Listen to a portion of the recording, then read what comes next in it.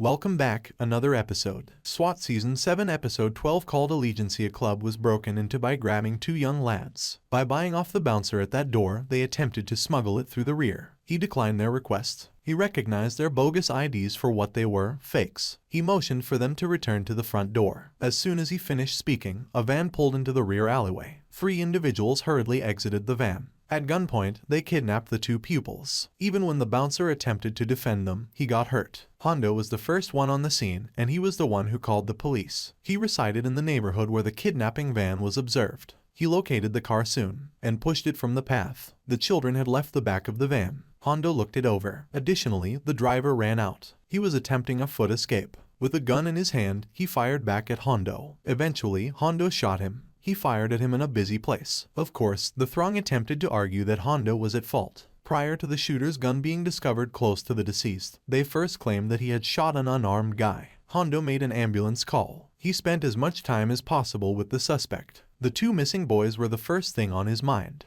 Buck was nevertheless fired as a result of it. The fact that Hondo's shooting was captured on camera and shared on social media did not amuse him because it left the team shattered. He was genuinely triggered by it. He was still processing what had happened to Buck. He also did not want Hondo to experience any of this. The youngsters' captors had more in mind than just collecting a small ransom. As eco-terrorists, they were. They insisted that JP and his wicked firm quit ruining the planet. It was not going to happen, JP. He was ordered to stop all of the company's productions in addition to paying a ransom. Only JP was going to act in that manner. He had no intention of quitting his company in the slightest. It was where his riches came from. Josh or Cole wouldn't get that from him. Rather, he ordered his people to find out where they were. The police proceeded to a place where they had posted about the Green Rebellion on social media. As it happens, it was a ruse. They also came into contact with JP's accomplices, who had fallen for the same scam. Caroline Wolf then appeared at SWAT headquarters. She claimed that because he was unwilling to engage in negotiations with terrorists, her husband was refusing to pay the ransom. His ego didn't matter to her. All she wanted was for her son to return. Caroline's visit to the police was known to the terrorists. Josh's pinky was severed, and it was reported to the police. SWAT managed to locate the individual who left it. They were aware that he was making use of a long-closed mental health facility. When they arrived at the building, Cole was there. Hondo didn't take long to begin exposing gaps in Cole's account. Cole wasn't a sufferer. He was one more terrorist. He was the one who introduced Josh. When Cole was teaching English to children in Bangladesh,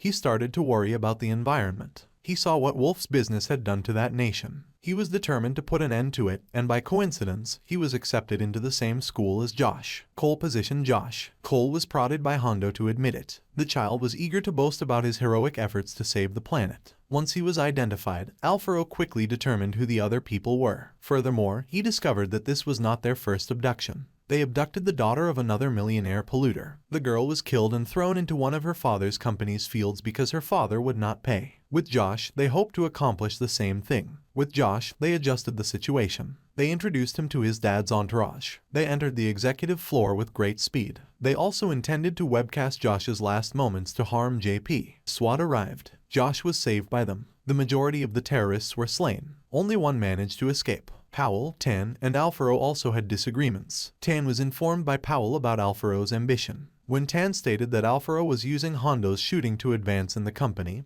he went too far. Alfaro was the one who recognized the other terrorists, and Hondo was the only one ready to give him credit for his accomplishment. For more videos, subscribe.